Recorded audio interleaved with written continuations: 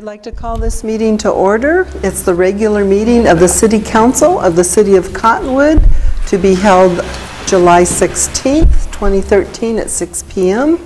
at the City Council chambers. Deputy Clerk, please take the roll. Councilmember Pratt. Here. Councilmember Howard. Here. Councilmember Garrison. Vice Mayor Piper. Here. And Councilmember Walensky and Councilmember Dowling are absent. Okay, item number 3 is the Pledge of Allegiance, and we have a special guest tonight, Linda Zanoli, and she's just going to share a little bit of information about herself. Hello, my name is Linda Zanoli. I am a retired junior high teacher.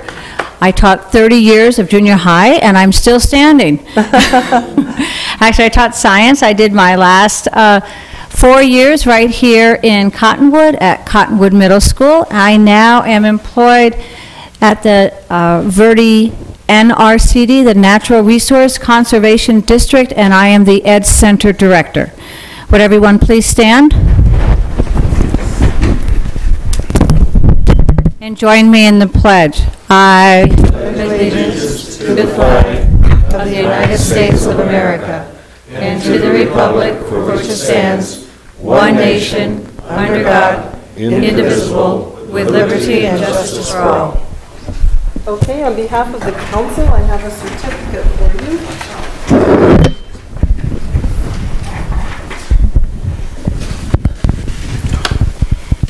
I'd just like to say thank you for your citizenship and being an example for all. Don't forget your mic. Thank you. You're welcome. So wait till I said. Here, grab mine now.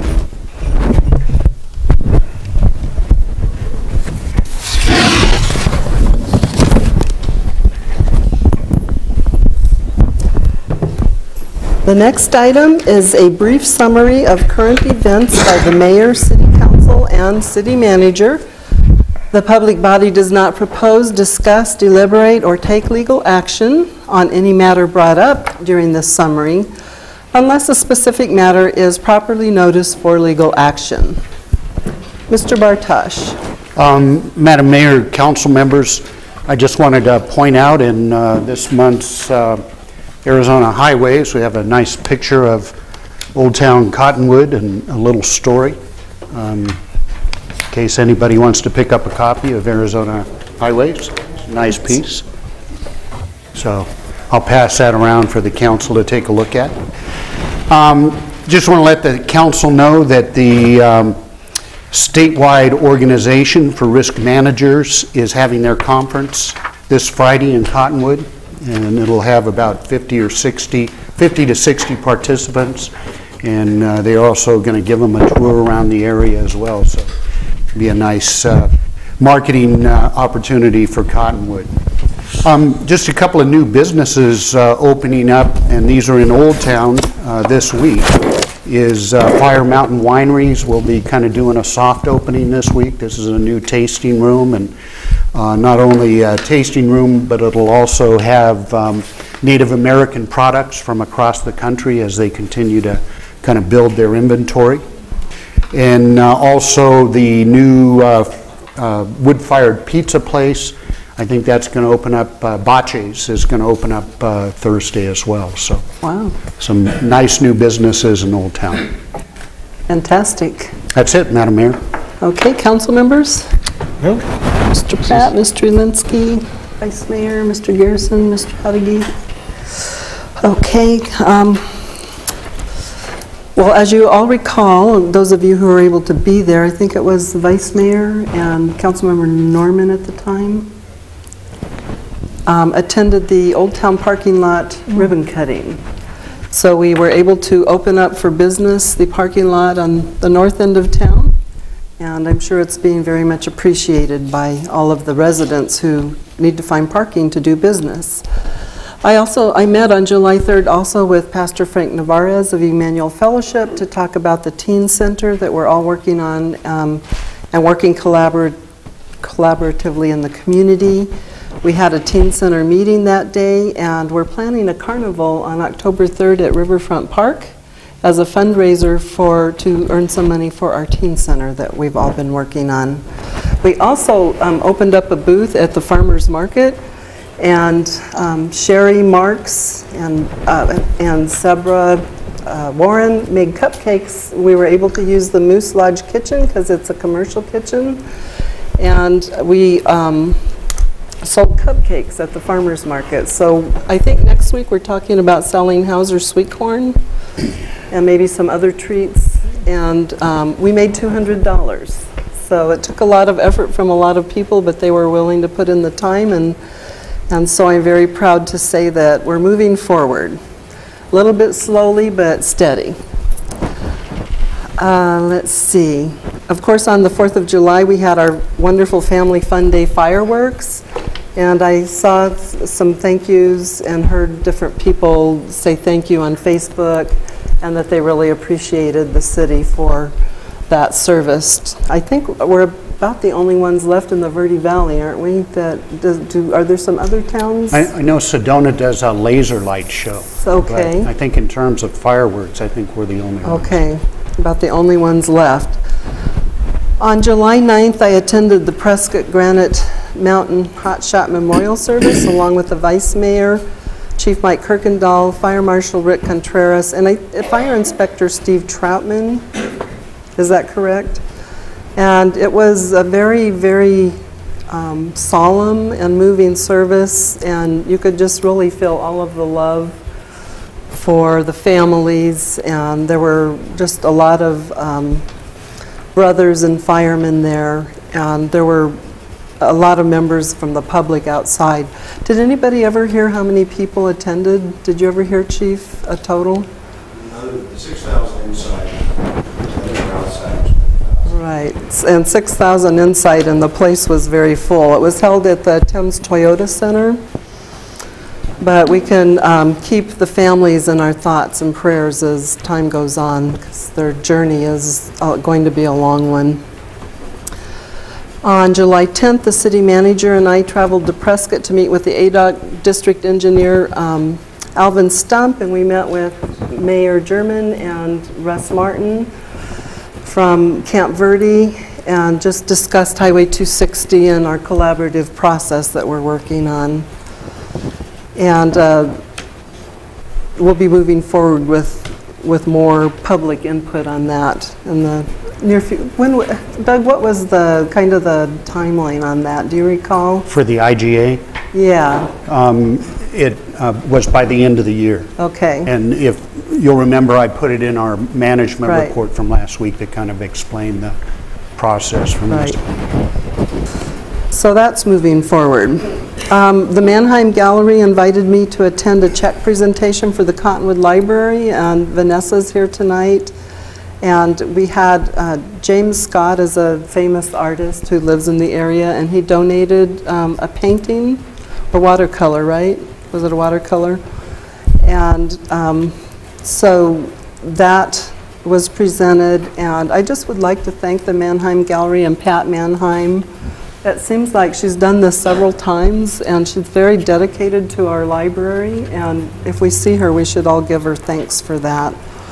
The Compassionate Friends met last week, and we will be meeting the first Thursday of every month, and the Verde Baptist Church on Willard Street was kind enough to allow us to meet in their fellowship hall. And this is a group for parents, grandparents, and siblings who have lost a child in their families, and the motto is, "We need not walk alone."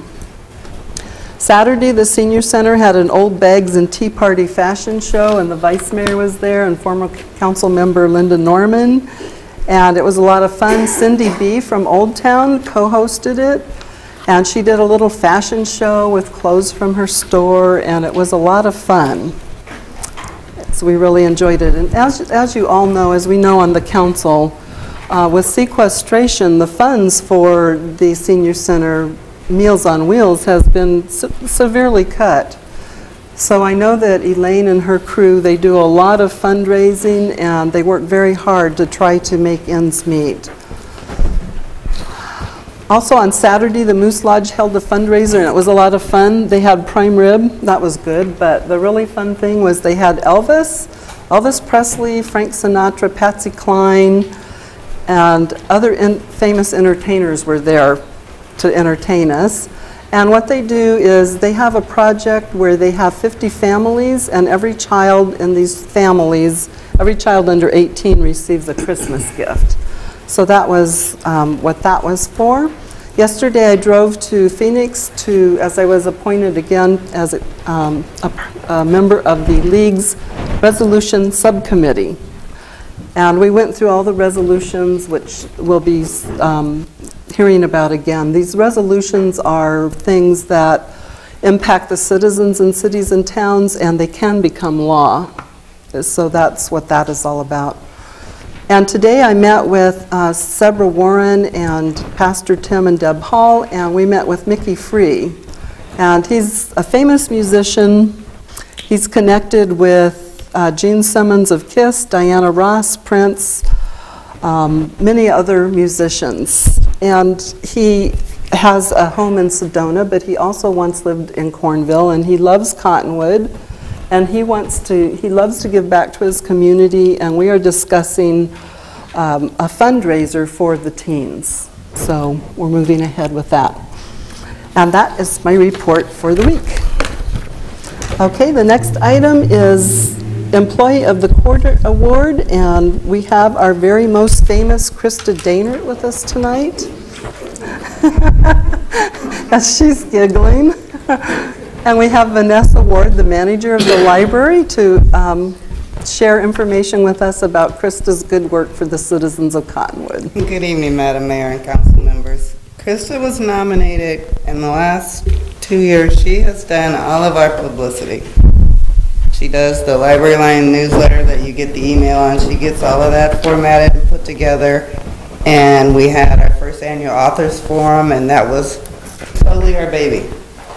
So she has done a great job in presenting to the city what the library has to offer and the benefits that we can provide. Great. That's why. And I hear there were quite a few nominated, a lot of good nominations this month, or this quarter, so a lot of competition there. I would just like to say thank you to Vanessa for nominating me and for whoever voted.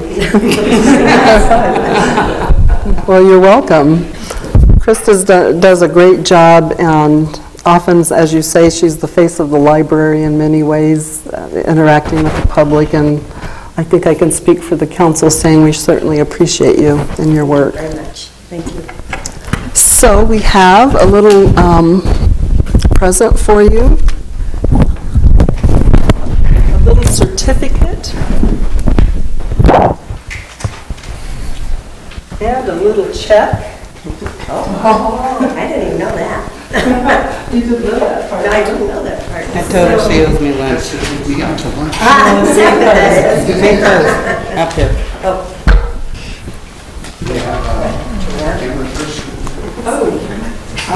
forgot that. And I don't even actually. Hang on just a second.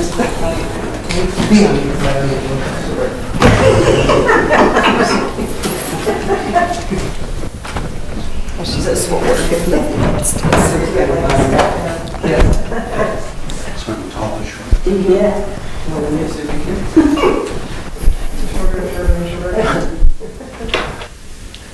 Richard's got it. Okay, I'll send it. okay. That's what I was going to do. So, here's Employee of the Quarter for your wall. So you can be famous now. I think you have 2 or 3 others, don't you? Okay. And the Vice Mayor has a check. Thank you. And we just, on behalf of our colleagues, we do appreciate you and thank you for your Well, work. thank you so very much.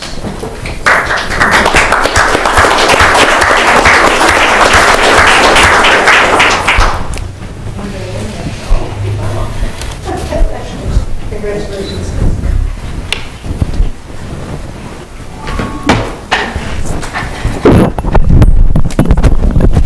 City Manager, do you think maybe that's a first? Have you ever seen the mayor forget her camera at any event? Or We have that in the minutes. please record this, it's unusual. Okay, the next item is Employee of the Quarter Safety Award, and we have Alex Lewis, a firefighter, who will receive this award, and we have Chief Kirkendall, Mike Kirkendall, to give the presentation of why firefighter Lewis won this award. Madam Mayor, Vice Mayor, Council, it's my pleasure tonight to present Alex Lewis to you, the winner of the second quarter 2013 Safety Employee Award. Alex was nominated for his work taking upon himself an additional duty that wasn't assigned to him, but he volunteered to take on to become our representative to the Northern Arizona EMS Council, and that's one of 3 regional councils in the state of Arizona which interact with the Arizona Department of Emergency Services, or I'm sorry, Arizona Department of Health Services Bureau of EMS Division. It's a place where some of the funds that come through the state and are funneled out come through in the form of grants. And through Alex's word is representing us at the semi-monthly, or I'm sorry, bi-monthly meetings there, and by his being involved in that, he made us eligible for a grant. He did apply for a grant for us, and we received a grant for $575 to buy a EKG rhythm generator. This is a piece of equipment which allows our paramedics to have simulated rhythms that they can work on in interpreting, and then to increase their proficiency in being able to handle cardiac emergencies, and so therefore it increases the safety of our community. Great. Very good. I'd just like to say thank you, and it's definitely appreciated. You're welcome. So, Mr. Garrison, do you want to try to take turns with all the council members? Sure.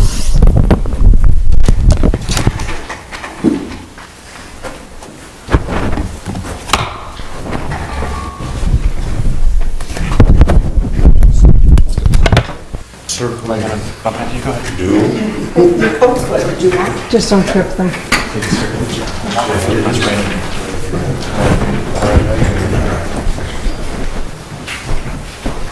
So, Mr. Lewis, congratulations.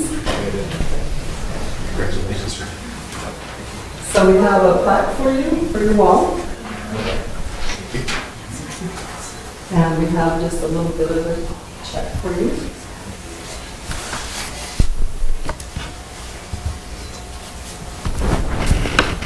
And I'd just really like to thank all of the employees who write these nominations, because it does take time, and for them to honor their fellow employees is really fantastic. And thank you to the city manager for making sure this program is implemented. Appreciate it.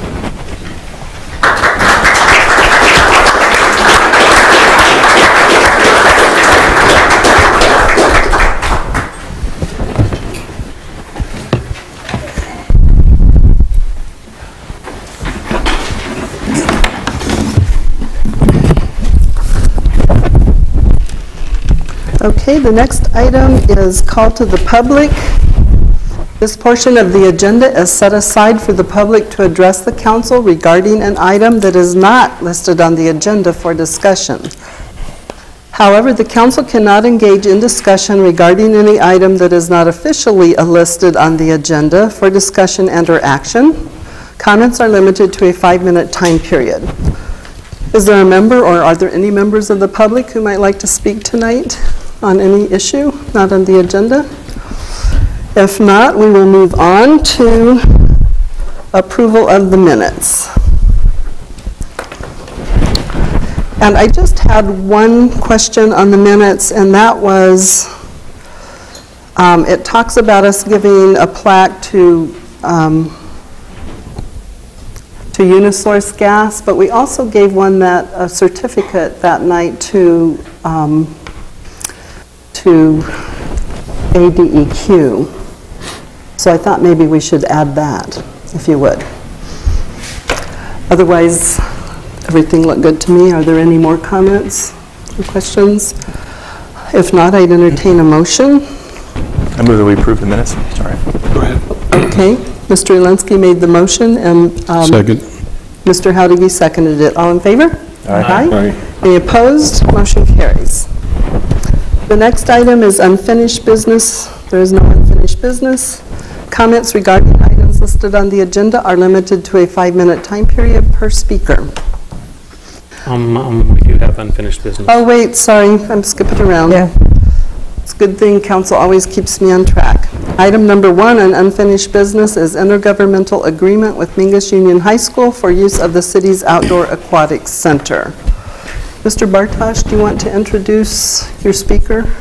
Yeah, Mayor, and if I could go ahead and just kind of introduce this topic and let the council know where we're at, consistent with the council communication, but we have met, Dr. Ty and I have met along with Richard, and while I'm not sure we're at 100% agreement on what the costs are, you know, the city feels comfortable with them, and we can debate those back and forth. But the reality is this is just a budget issue for the high school, and you know, what they can afford and what they can't afford based on what their allowable budget is at this time, and obviously they've taken hits just like the city has taken hits, and they seem to be continuing to take hits. And so with that, I think it's probably more appropriate for Dr. Ty to come up and discuss those issues and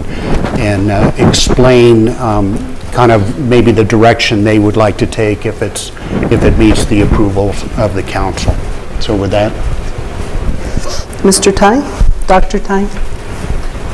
Good evening, Madam Mayor, members of the council, city administration. It's my honor to be here this evening. I truly mean that. It's very unfortunate the last time this was before the board, I think the council, there were many things that it overshadowed. The debate, discussion, overshadowed the great relationship that we've enjoyed with the city.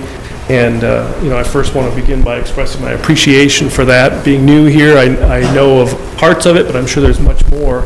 And there's evidence throughout our school, throughout our programs, of the great things that the city has helped us with and continues to help us with. So I, on behalf of the school, appreciate that.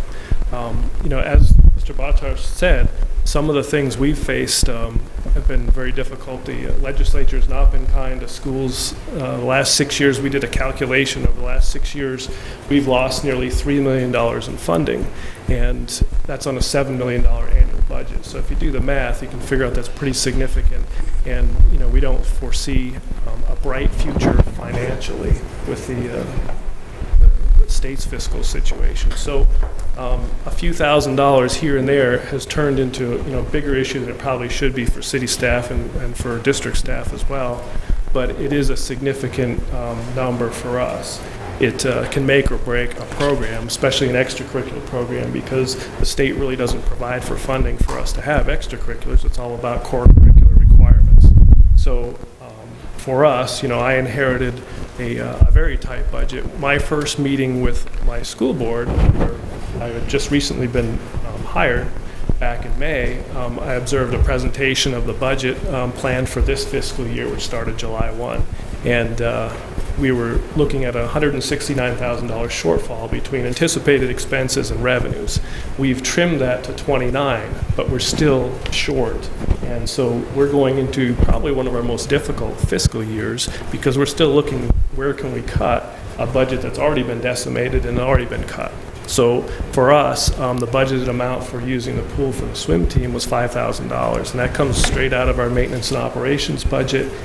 That's what was budgeted by my predecessor, and so that's what we were going in anticipating, while still cutting everywhere we can. So our situation is very difficult, and I know an extra $5,000 has a more significant impact for us, especially this year. So I'm here to help explain our fiscal situation. That's really, as Doug said, that's the bottom line for us. It's not about debating the operational expenses. It's about we're in this together. We have the same constituents.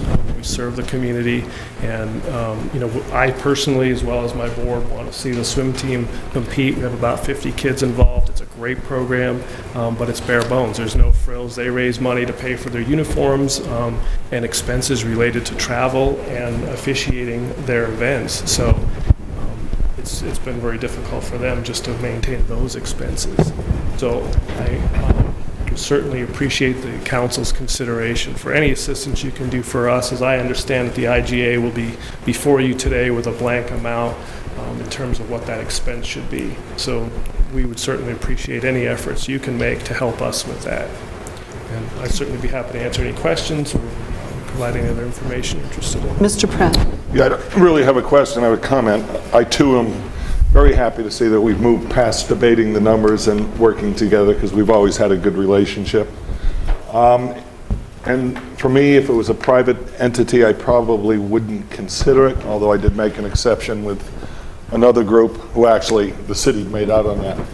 But the school being a nonprofit, knowing how important education is to our students, and that includes extracurricular activities, I really am happy that we've had this discussion, and hopefully we'll be able to come up with an agreement that can help the schools still have their swim program. And I have a figure in mind, I won't mention it right now, but I would be perfectly comfortable with that. Again, I appreciate the fact that we're actually talking with each other rather than debating, because we've always had a great relationship. And those students, many of them become our employees at the pool after they've completed their high school years, or after, really while they're in high school, the swimmers. And it does bring people into town, which helps us economically. So I'm very supportive of any cooperation we can do with the high school. Comments?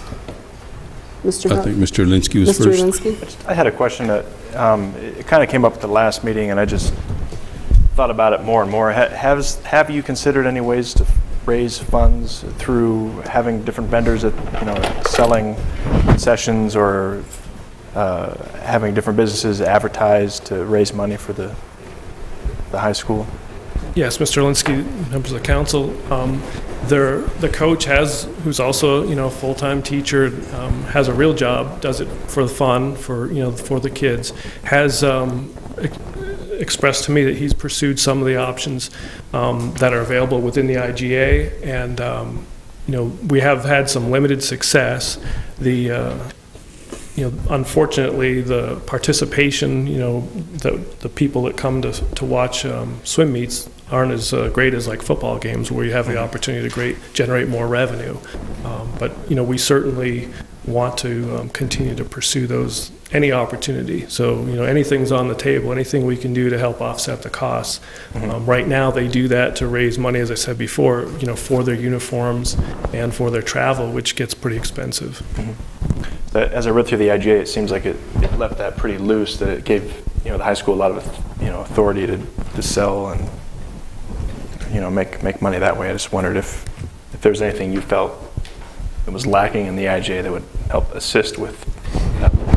I believe the language in the IGA is very liberal for us to be able to hang banners and do different things within the city's domain. So I think that language is very, very open for us, gives us flexibility. Okay. So if you know anyone who wants to buy space, send them my way. Mr. Garrison? I have a couple questions on the actual IGA, and who would I direct those to? Okay, let me go down. One of the problems I saw was it talks in here about setting up a specific amount that we're going to charge for the use of the facility, but then further down it talks about billing them monthly based on utility costs, and I'm not quite sure how we do both of those. What section are we at? Well, first it starts at section 5. Talks about how we're going to set a sum, which I'm still under the assumption we set a sum already. How are we going back and undoing that? Because we had a vote, we had a majority, it was unanimous actually. So how do we go back and undo an amount that we've already approved, for one? But that's in section 5. Then if you go down to 7, or let's see, it's actually, 7-8, it talks about charging them on a monthly basis for utilities used. So, my copy goes up to 7.5. 7G. Or 7G. 7.1.G, sorry about that.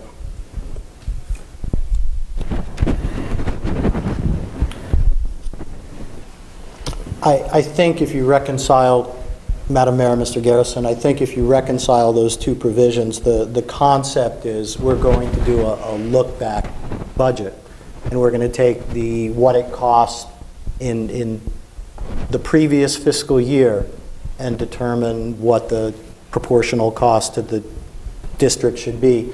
The language about what those costs represent might be superfluous, but I don't think it's inconsistent. The notion is we're going to take that figure and amortize it and bill them monthly for the amount we've calculated based on the previous year's costs.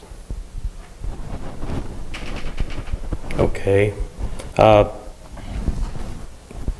other statement that was in the contract, and I'm having a hard time finding it right now, talked about how do we deal with the fact that they can't, if they can't come up with the money, you know, that puts all these steps in place to deal with making the funds available, and if they're not available, then we have to go through all these other steps.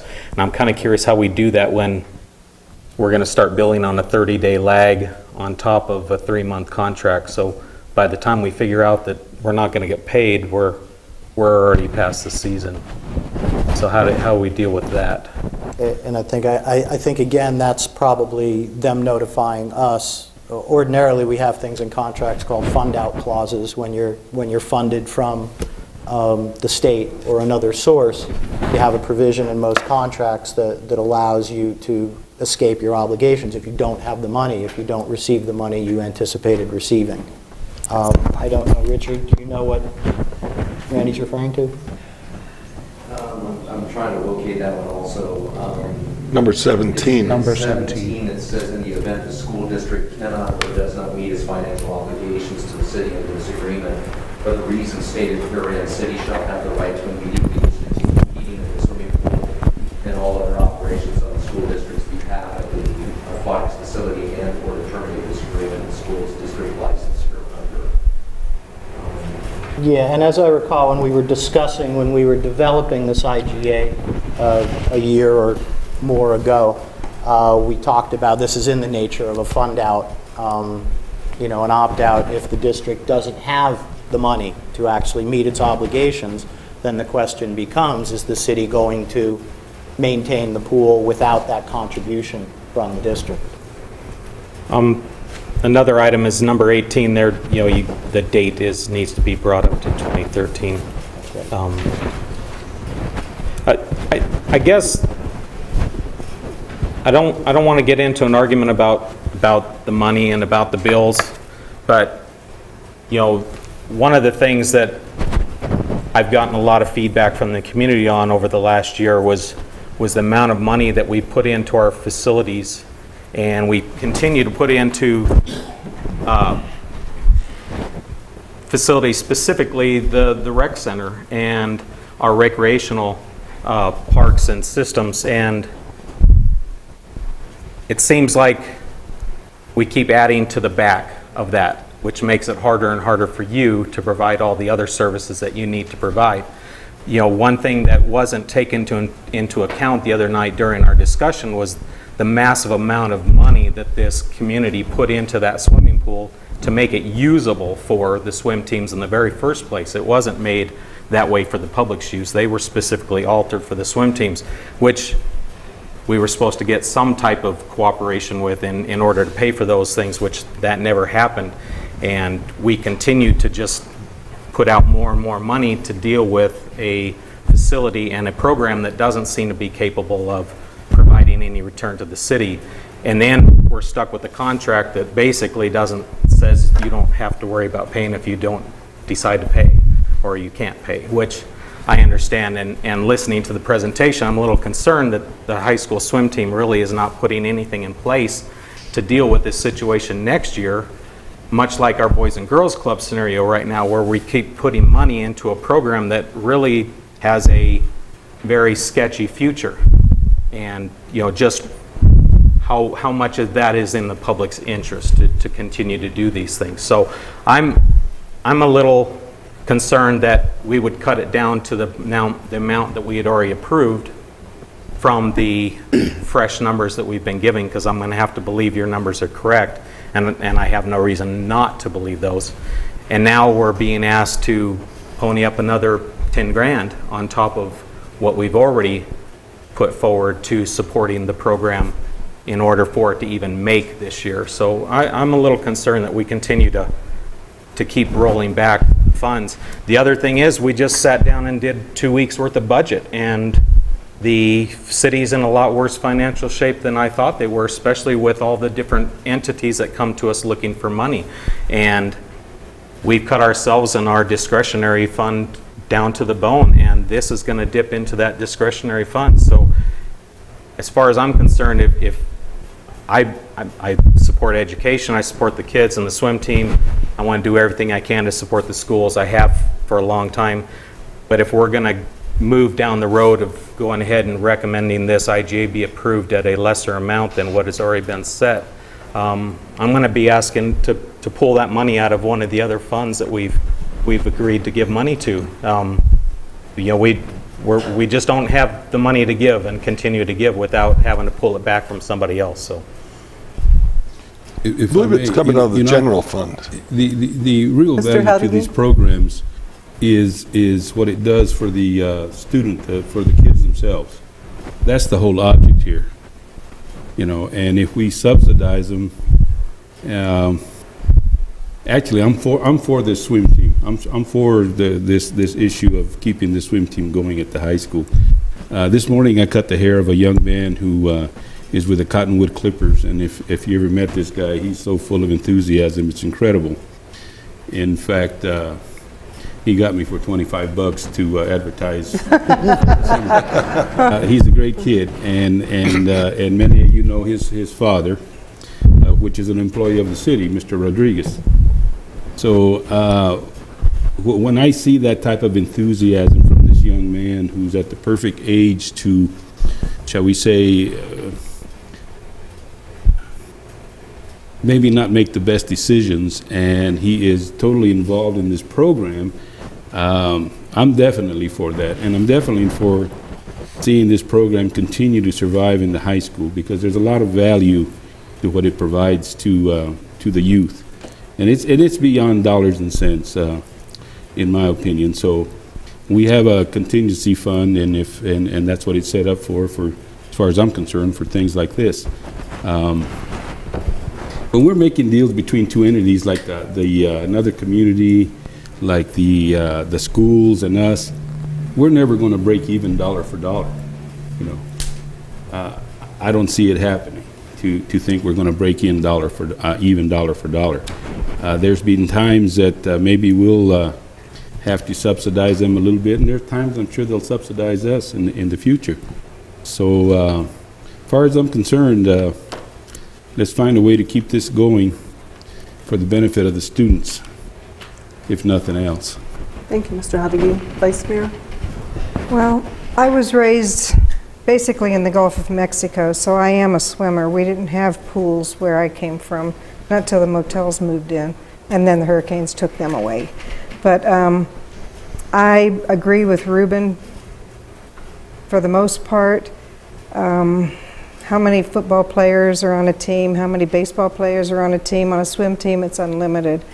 And you've got some children that aren't football players, baseball players, wrestlers, and superheroes that get all the funding in other areas also. And there's shy children that can swim, and they can make individual achievements. They can be part of the team and make team achievements. So I'm drawn on the money part of it, but at the same time, you've got some kids out there, like Mr. Howdicky said, that could be making different decisions, and they're not all accepted on these other teams, and they can be part of a swim team, and that's something that they can hang their hat on, or their swim cap or whatever. And so I would also like to see us try to find a way to do this, because it's not about the money at this point. It's about children and an outlet for these children, keeping them off of the street corners, keeping them out from in front of the stores, and giving them something that they can be proud of. So I'm in agreement with Mr. Howdicky. Okay. okay before we go to the public? Just briefly again, I think it's coming out of the general fund. That's what the minutes, that's what the agenda says, rather than contingency. And again, I think in short, what we're looking at is what is called the social benefit, and those things do cost money. We all benefit from it. And the other thing is, it does help us. It is an economic draw in a way. When we have swim meets, we get people from all over the place who come in and they do spend money in our city. Okay, and I do. Sorry. Yes, Mr. Yeah, Ulinsky. I wanted to just make clear that and this is a difficult decision for all of us. This is not an easy thing to do, but we do have a policy that we have 50% cost recovery on these programs, and that policy has been established so that the citizens aren't overly subsidizing these parks and rec activities, and unfortunately this does fall under that category, and it's an uncomfortable decision to make, but we do have a policy that establishes that. And I am just dismayed that there's not a better plan to try to raise money for the swim team, in effect. I just, we've had to, like Randy said, we just came out of our budget sessions, and we've had to think of some very creative ways to make ends meet, and I'm not seeing the same thing happening with this swim team. And I support kids 100%. That's not what this is about. This is really about, we have a policy in place, and we've all said as a council that we need to try to, make ends meet on behalf of the citizens. And so again, it's just a difficult decision, but. If I may also, I know that council in the past is definitely, when we look at policy as pertains to the use of facilities or whatever, council has the availability to waive certain areas of the policy, and they've done it in the past, and so it can be done again. And the only thing I could bring up to the council is that, then at this point in time, and as we look forward to these, the successive years ahead, as we look at this on a yearly basis then, and be able to work with the high school directly and ask them what it is, as it pertains to, here's our current bills. And every year, according to this document, that does specifically identify within the document as we go over that with the high school, and we're supposed to be able to provide that information directly to them. We would normally have that information by around February or March of each year, and we could meet directly with the high school as it pertains to this, so that they could then go to their board and maybe try to work out, maybe some better ideas for the future. And that's the only thing I could possibly identify also to council, to throw that out and move that direction. Mr. Ulinsky. Yeah, there's one other thing I thought about along those lines, is that I understand that it costs money to have the pool just sitting there with no one using it. So I'm wondering if we can somehow extract that cost from the costs that are associated with keeping it open. We the swim team. That may be a way to offer a little bit of relief here. Right. It would still, even if we were to do that, and we've kind of, Rudy and I have taken a look at that, and we've maneuvered with that. We're looking at probably around $1,000 a month to maybe $1,200, somewhere in there. So we're realistically looking at maybe around $5,000 off, and which would still be around $10,000. So we're still. At $9,350, which is what the council had identified prior to, we're still right into that ball game area there, even if that were, to take effect. Yeah, I understand that. I don't think our numbers are going to meet anywhere at this point, but it's just something that might offer a little bit of relief as we go into the future with this agreement. Right. I have a couple things. Mr. Garrison.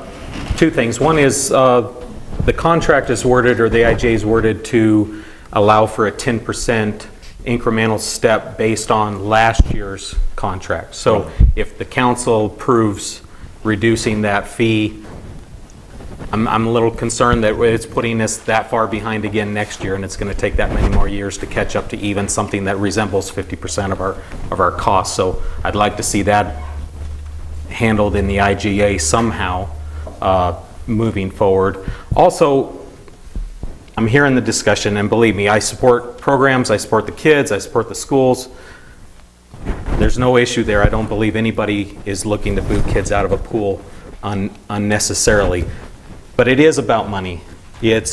We sat here and had to dig down through 5 or 6 different groups that were asking for support to provide programs that they could no longer do on their own, and they had a very great need. And the Boys and Girls Club, for one, deals with 300 to 450 children, and we scraped to give them $25,000 this year. Right now, you're all moving towards agreeing to give them $20,000 to the swim team to deal with 50 kids.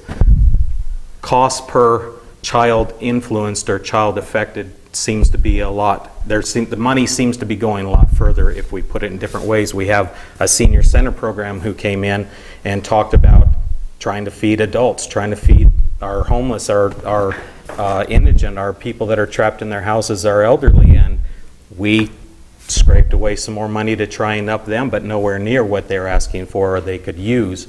So you can say it's not about money because it's about kids, but it is about money. There's a lot of other uses out there, and if you talk about bang for the buck, I'm not sure that this is the program that provides the city the best bang for the buck, considering all the other endeavors. So that's why I'm putting out there is the budget is just bare bones this year, and if we're going to continue to lay more money onto his budget and make him responsible for that, I think we should be pulling it from somewhere else to help offset that burden instead of throwing it into the general fund.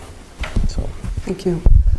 Would you also share with our commission, our Parks and Recreation Commission, what their recommendation was? Yes, definitely. I don't think maybe I did. I thought that was in there. I think that was in. I can see that.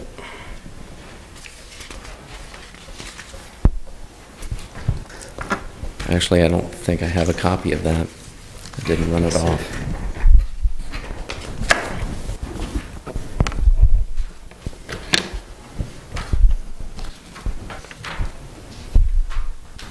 I'm sorry, Madam Mayor, I don't have a copy of that. Well, if you just summarize it. Based on the information, the Parks and Recreation Commission, the chairperson had identified that they felt the need to express their concern to the City Council as it pertains to the school's cost, and that they felt that definitely a 50% cost fee for the use of the facility would be apropos in this situation. Okay.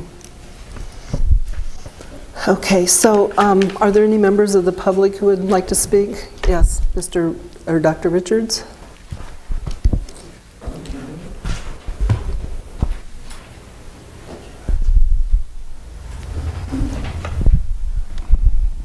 Thank you, sir.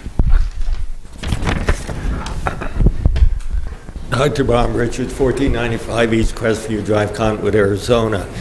Mayor, members of the council and staff, I'm on the Parks and Rec Commission, and as well as a citizen. Situation with Mingus High School has been going on for years. They've known that if they want to participate, they have to come up with the money. That was not included in their budget to pay for it, so they're now asking the city of Cottonwood to pay for it. I appreciate Randy Garrison's comments, and I also appreciate that he actually read the IGA as much as anything. I think that's commendable for a member of the city council. I'm not in favor of giving them, paying for the city of Cottonwood to basically sponsor the swim team. Sometimes if you put an organization or a group under pressure, and if the superintendent would go back to the Mingus swim team and say, sorry, we didn't get any funding. All of a sudden it's amazing how much money can be raised under those circumstances. And they've never been able to come up with the money to pay for what the city council has recommended. And who's to say what's happening next year? He's already pointed out that the money is going to keep going away. And so how are they going to come up with the money next year?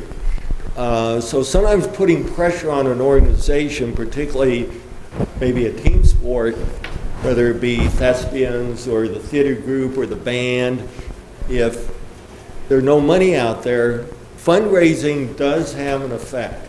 So I'm not in favor of backing down on the IGA and giving them a deal. I think that it is about money. The Parks and Rec Commission, you know, the City Council has looked at the rec center and said, you need to cut costs. And then this comes about. It's kind of upsetting to me. Anyway, it is about money. If we wanted it to be about kids, we would just pay for the whole amount and not require them to pay a thing, which appears to be maybe what might happen in the long term as it has happened in the past. So I myself am not in favor of cutting Mingus Union High School a deal on the IGA to provide funding for their swim team. Thank you very much. Dr. Richards, I appreciate your comments. I would like you to see my marks on the IGA, and for you to insinuate that we don't read our packets is just wrong. No, I just mentioned that Mr. Garrison made comments, and so I became aware that he had read the IGA, which I appreciate. So I misinterpreted your comments then, and I appreciate that. My comments were misinterpreted, Madam Mayor. But we do appreciate your comments and your service on the commission. Thank you. Yeah. Okay, so members of the public, yes, Mr. Osher? I would like to ask some questions. What is the actual utilization of the pool? How many people use it? And how long a time is it operational? Is it possible that other people could pay a fee and contribute to it, or is it, what's the total usage time of the pool relative to what it could be? Is that a source of income? Okay. So, Mr. Faust? The operational time period for the pool is, we normally open up the pool right around Memorial Day weekend. The pool operates then all the way through till just about August 8th through August 10th. When we basically pull back because we don't have the lifeguards necessary, because all of our guards basically are youth that come from just basically high school age to college age, and they all go back to school.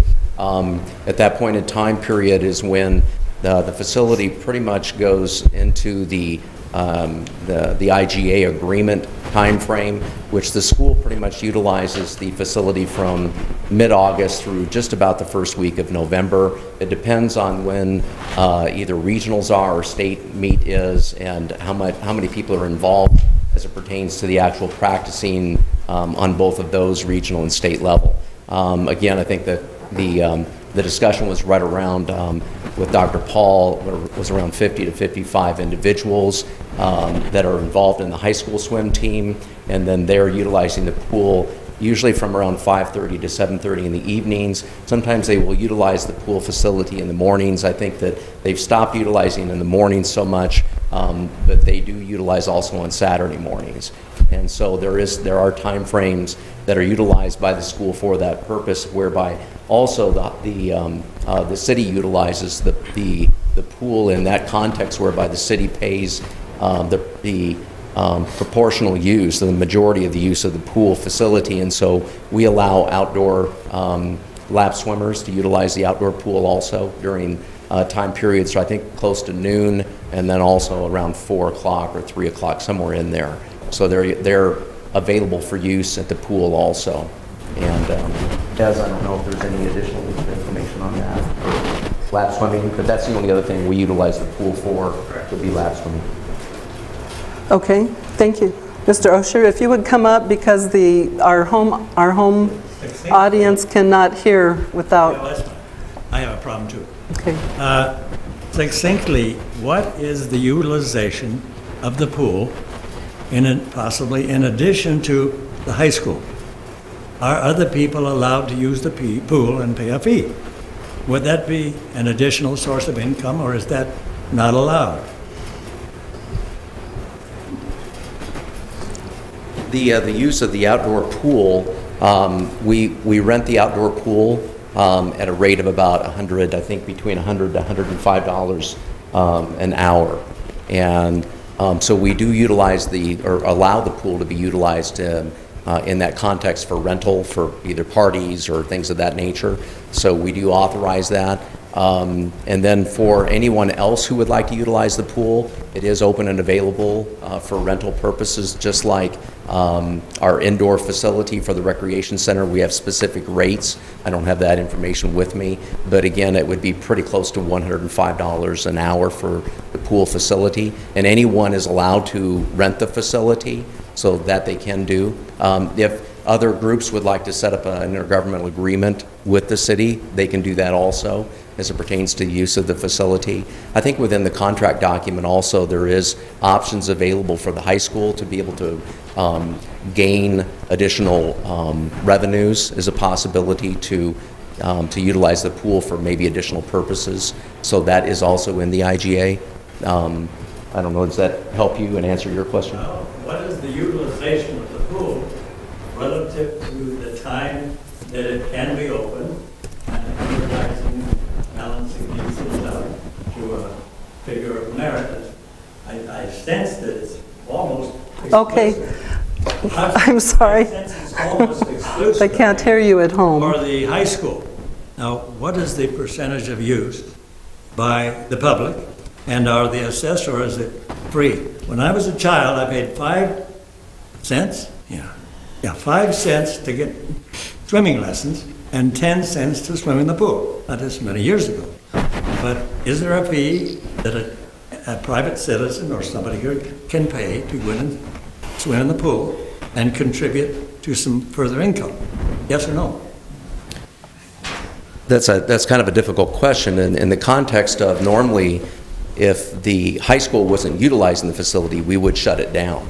So the pool would be totally shut down and we would not have any additional uses for the pool as it pertains to the public. So yes, indeed, there is basically exclusivity involved here as it pertains to the high school. We utilize, because again, we pay the majority overall costs, so we do allow lap swimmers to come in and utilize the facility. But to say there's a lot of people that like swimming in the lap pool at that time of the season and that time of the year when the water's colder, there's not very many that do. So, hopefully I can basically indicate that we have charged in the past, we've charged lap swimmers in the past, and we've had people say that there's 40 to 60 lap swimmers in our community, and what it boils down to is there's probably between 15 and 16. And those people try to pay, and then it never works out, they don't pay, and so the city basically takes on that responsibility to continue a lap swimming program on the outside of the pool. So in reality, we continue to pay for the pool anyway because it's open because of the exclusive nature of the high school, and that's what the city does, so we just offer that as a program opportunity within the context of the recreation center and the outdoor pool to be utilized for that. And we also, I think I've been told that we have issues with trying to get lifeguards because they all go back to school. So that's correct. What you've told me when I asked why can't we have people use the pool longer. So I'd just like to make a few comments and then I'll entertain a motion. But I would just say that something's bothering me and I have to get it off my chest. And I'm not blaming this at all on Dr. Ty, but at the last meeting, I thought that board members treated our council very disrespectfully. And that bothered me because I would never go to a school board meeting and behave in that manner or talk in that manner. However, I think that's just, it's over, it's done, and I mentioned it, now I'm going to forget about it. This thing is about the children, it's about the youth, it's about the teens.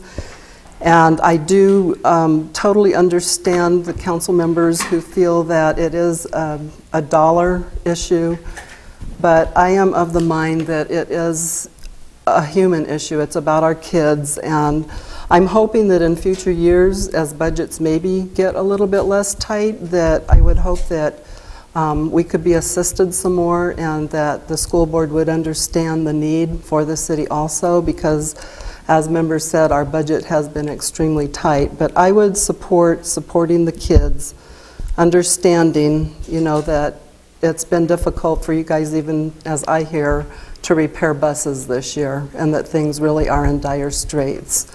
Did I say something out of order? Not at all. Oh, okay.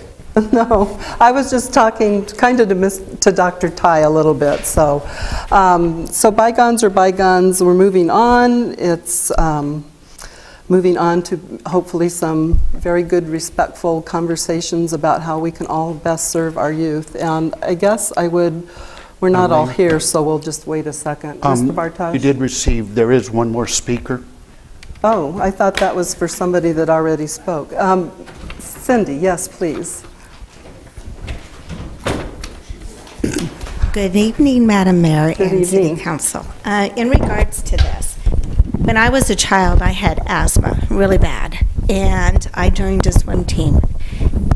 It improved my health 100%. Being also raised in Arizona and being a part of a swim team, the interaction socially through my high school was amazing. I got to see things and places and people all over.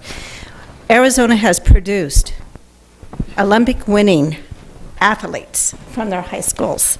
Shadow Mountain being one of them in Phoenix, Arizona. Mindy, I believe is her name. That won an Olympic gold medal in swimming. I, as a citizen, would like to propose to do a fundraiser and involve more of our citizens and do a fundraiser to support this program. Thank you very much. And we appreciate your ability to do those things very much. You're good at it, so I'm sure the school would love to visit with you about that. And in talking with Cindy, she also works with youth and has some ideas for our Teen Center program on doing programs and mentoring and those sorts of things. So she's really there for the kids. So I would entertain a motion, Mr. Pratt. Yeah, I move that we only charge the high school $5,000 for this year and continue to look for solutions so we do not have to continue that every year. I would second it. So Mr. Pratt made the motion, the mayor seconded it. All in favor? Aye. Aye. Aye. Opposed? Nay. Nay. Okay, so we have 4 for, and 2 against, if you would note that for the record. So the motion carries. And I do appreciate council members that voted no. I know that had to be very difficult, but we also understand your position and we support you and also. So, okay, moving on to the next item, the consent agenda. The following items Sorry, are... Madam Mayor, if I could just back up, just so we're clear, because based on things Mr. Garrison has said, Did we have a things that have been resolution? discussed, I think staff needs to make sure the IGA is consistent with the council's wishes. The cap, is the cap to be determined in future? Do you want to keep the cap in the IGA on 10% over the previous year? And is that figure the $5,000? Or do you want the IGA to read, with the exception of this year's charge of $5,000, that we're looking at 50% cost recovery and get rid of that cap? Should I add that to the motion? Sure, and it could be a separate motion. I mean, at this point, I think you've approved charging the district $5,000 for this year. That's clear and clean, but if we can get direction on the payment mechanism in the IGA, I think that would help. I move to retain the cap as it stood in 2012 and let 2013 be an exception. Second. Okay, so Mr. Pratt made the motion and the vice mayor seconded it. All in favor? Aye. Aye. Any opposed? Motion carries. Okay. And so the IGA is just, you can move forward with that. Thank you. All right.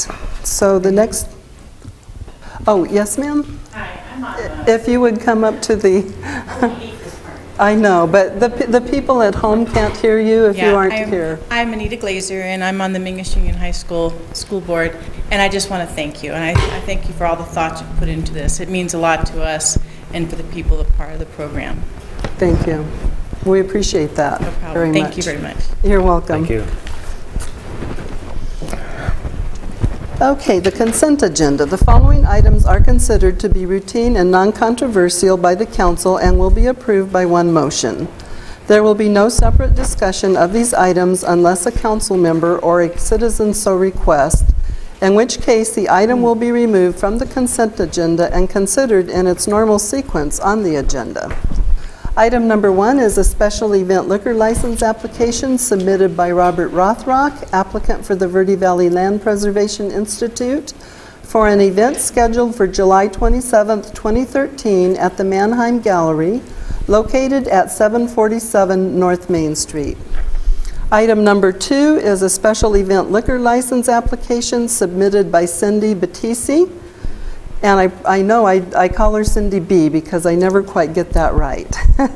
Applicant for the Old Town Association for the Thunder Valley Rally event scheduled in Old Town for September 20th and 21st, 2013. Are there any items that a member of the council would like to pull for discussion? I'd like to pull item 2. Item 2, okay. Are there any items that members of the public would like to pull for discussion? If not, I'd entertain a motion for item number 1 on the consent. Mr. Pratt? I move to to approve item number 1 on the consent agenda. Second. Okay, Mr. Pratt made the motion, the Vice Mayor seconded it. All in favor? Aye. Aye. Any opposed? Motion carries. Okay, item number 2, Mr. Garrison. My concern with this is looking over the map and looking at the plan for this year's Thunder Valley Rally. One of the things that concerned me was this is going to become an open container or open carry event again. And last year was a change to go back to a controlled drinking area. And I remember specifically having a discussion with the police chief last year about the importance of that and how much of a difference that made in the enforcement of the crowd, the different issues that the police had to deal with when handling such a large crowd. So I'm kind of concerned that we moved that direction and everything seemed to be appropriate as far as the police force was concerned, and now we're moving back to having an open carry venue again. So I wanted some clarification. Unfortunately, the chief wasn't able to. I can respond to that, Madam Mayor. As you'll recall, the first year we sponsored this, we actually had a very large alcohol area. In fact, we had 2 alcohol areas. We had no problems that year. The police officers reported no problems. In fact, the police officers had a pretty good time interacting with people. And the feedback I got from the participants was they enjoyed interacting with the police officers. Last year, we did shrink it down. And we actually had more problems last year, although they were minimal, and they were associated with one of our regular bars on Main Street. So this year it's kind of the in-between. You know, it's not as big as it was the first year, but it's not as small as it was last year. And there's been a lot of thought put into this. There's been a lot of participation by all the departments in the city, including the police department, and I can assure you they all feel comfortable with it. And Cindy B., did you want to comment at all on it? You don't need to, but if you'd like to, you certainly may. All these spaces are fenced in, right? Yes, that's required by and there is the liquor license. And there's, yeah, we staff it real well with security, and we'll also have Arizona Rangers there as well. That's not the way I read the map. The map showed the fencing or the area of open carry to basically be Cactus Street to First Street, Bocce, all the way to, it didn't show a south fence area that was going to be a controlled area. So I understood the map to say basically Main Street was going to be open carry, and there was going to be 4 or 5 different places along that route that were going to be able to serve alcohol. Well, and is that not? Hez can kind of help me with this, but there has to be controlled access point, so people can't leave the area with alcohol. So is the control point First Street and Cactus Street, or is the control point a fence around each of the beer booths?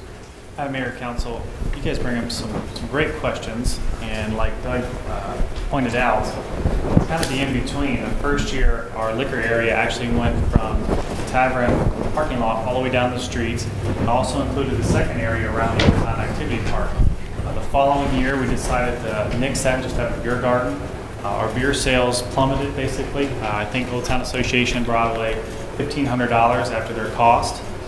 This year, we've entered into a venture with the Four Coyotes. The way they make money is they have an agreement with the Old Town Association, and they get a portion of the proceeds. That's how they cover their cost. As far as the fencing for the area, we're really lucky in Old Town because we have a lot of brick and mortar, so that kind of creates a natural border. With the control points, we have fencing and 2 Arizona Rangers at every control point. It's temporary fencing, but it allows us to set a border for the area according to the Arizona Department of Liquor. So I'm not sure that that answered your question. No, where's your control points? The control points on First Street and Cactus. Canal is a control point. There'll be a fence behind the Cottonwood Hotel, and then on the other side, the Ledbetter parking lots will be fenced in as well. And then on the back side of the Orion Bread Company, where there's a parking lot, that'll also be fenced in. And then Yavapai Street. And then Yavapai Street on the back half, according to the parking lot, and Yavapai Street. And just so the council is aware of why this configuration, because I was a little bit concerned about it too, why it extended out to the parking areas.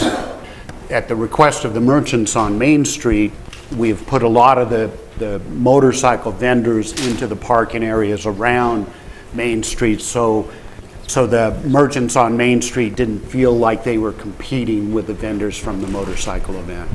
And so we'll have motorcycle parking on Main Street and most of the vendors, and then we have some large vendor displays also that wouldn't fit very well on Main Street. So this is a plan that really works well in terms of what we're anticipating in terms related to vendor participation.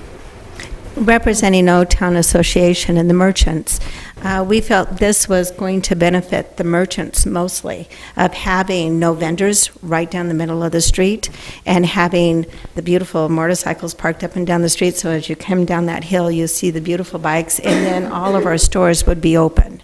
And so it worked out really well to have this type of drawing for the merchants. Okay. Questions? More questions? No, I'm good. Okay. Any other questions from the council? Any comments from the public on this item? If not, I'd entertain a motion. I move to approve the special event liquor license application submitted by Cindy Battisti, applicant for the Old Town Association for the Thunder Valley Rally event scheduled in Old Town for September 20th and 21st, 2013. Second. Okay. Mr. Pratt made the motion, Mr. Elinsky seconded it. All in favor? Aye. Aye. Any opposed? Motion carries. Madam Mayor? Yes. I would just like to clarify one point. We had one fight last year, and like I said, it involved a liquor establishment in Old Town, and the participants were not motorcycle riders. And so in terms of Thunder Valley Rally, we have had no problems at all. Okay, thank you. All right, the next item is new business. The following items are for council discussion, consideration, and possible legal action. Item number 1 is resolutions number 2705, 2706, 2707, appointing members to the library board. Ms. Ward. Hello again. As you can see from the number of applicants, this is a first in quite a long time that we've had the community behind us and wanting to get involved in the board. I think in large part that could be due to our staff, and it also goes back to Krista and bringing us out to the front. 2 of the applicants that were submitted to you, I received word today, Thelma Fisher and Ellen Poole no longer want to apply. The names we have are Geraldine Birch, Liz Gooseland, Susan Hawley, Hank Silvercrump, Judy Paulus, John O'Neill, and Tyler Harding. Tyler Harding was one of the positions that was up for consideration, and I do not see him in the audience today. And I did not see Liz Gooseland, but everyone else is here. Okay. So if you have any questions. Okay. Here, here. And Tyler served quite some time. He was the chair, or is the chair. Yes, he is the chair right now. And has done a very good job. Okay, so Mr. Pratt?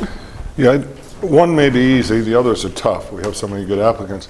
And I guess I can ask, we haven't really set a precedent, but we pretty much reappointed members to commissions who have served and been active in those commissions.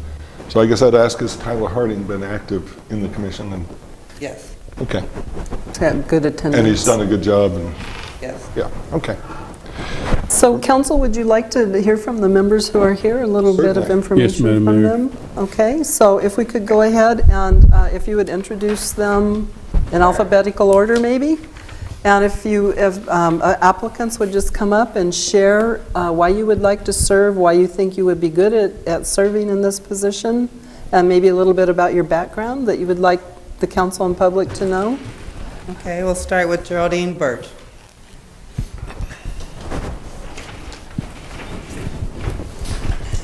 Good evening. Hello, It's welcome. nice to be here, thank you.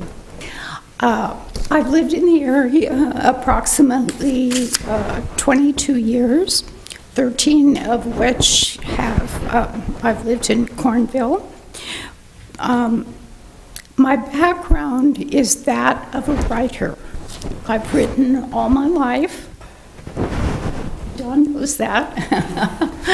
I've worked as a journalist, and when I lived in the Sedona area, I worked for the city of Sedona as the public information officer, and then served 3 years as the head of the Department of Arts and Culture.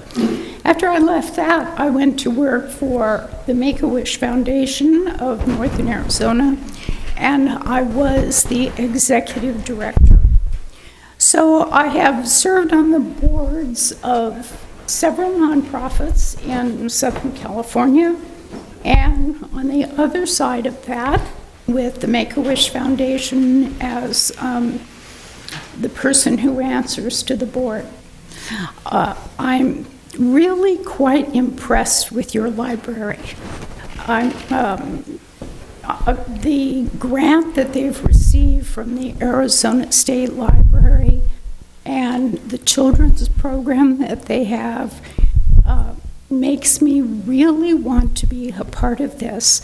And I saw the library in action because I'm a local author and I have 2 books. At the recent book fair, I got to see the library staff and worked with Krista. And I was so impressed, that's why I applied for this.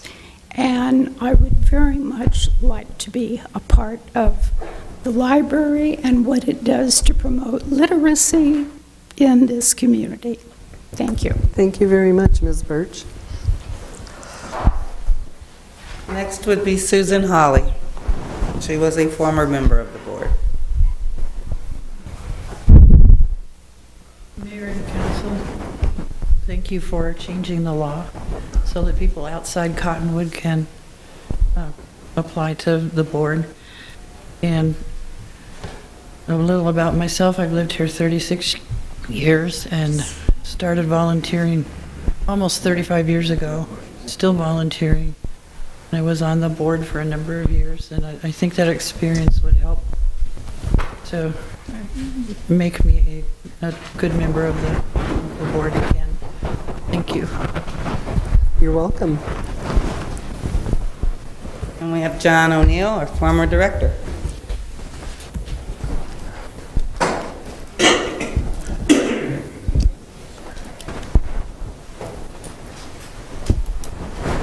Madam Mayor, Council, I promise not to hold you hostage. It isn't budget season. Oh, I forgot. I've lived in the Valley for 43 years. I was a library manager. I was at the library for almost 30. I was a library manager for 25 years. It's interesting now that I've moved away how my perspective has changed quite a bit. You get out from under the budget that the department heads have to deal with all the time. That helps you quite a bit there. There's not a lot of difference between me and the other applicants in many areas. Most are lifelong library users. and most volunteer at the library. I continue to volunteer at the library, helping to sell books on the internet for the bookmarks to raise money for the library. One of the things I've realized that I might be able to bring to the library that somebody else can't is a sense of advocacy for the city. Because I worked for those many years under the city's policies, I'm aware of what they are and how they apply to the library. And this was part of the longer meetings that we had in dealing with some of the board members that were looking more for what they wanted in terms of what was good for the library as opposed to what was good for the library and the city. And I think that that's something that I can always try to keep in mind, having had to deal with that over the course of time. So that's about all I really have to say about anything, unless you have any questions for me. I'd be happy to serve if appointed. If not, I'd be happy to still volunteer there. I enjoy the library. I enjoy the good job that the staff's doing. So, thank you. You're welcome. Thank you very much. Judy Paulus is next. She is also a volunteer at the library.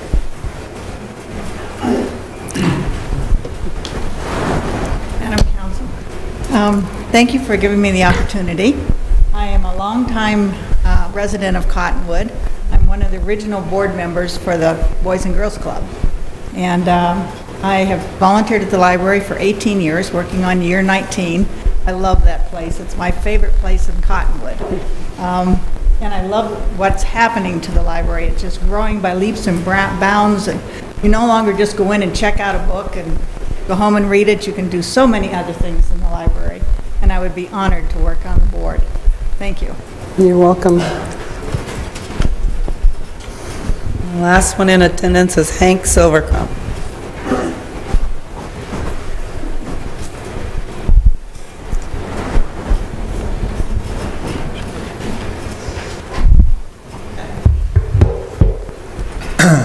Madam Chairman, I'm really sorry I came tonight. I've been here in Wickenburg. I've been here in Cottonwood since November. And I go to the library and I go to the fitness center. And you know, I couldn't believe how well run, how good the fitness center and the library is. I just couldn't believe it. Thank you.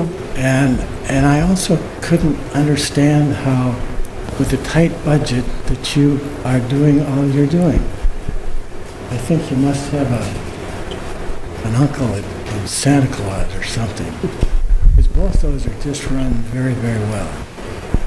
And so I just thought that I'd like to give something back.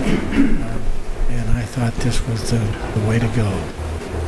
But I'm just really impressed with the policies, the staff, everything at the library.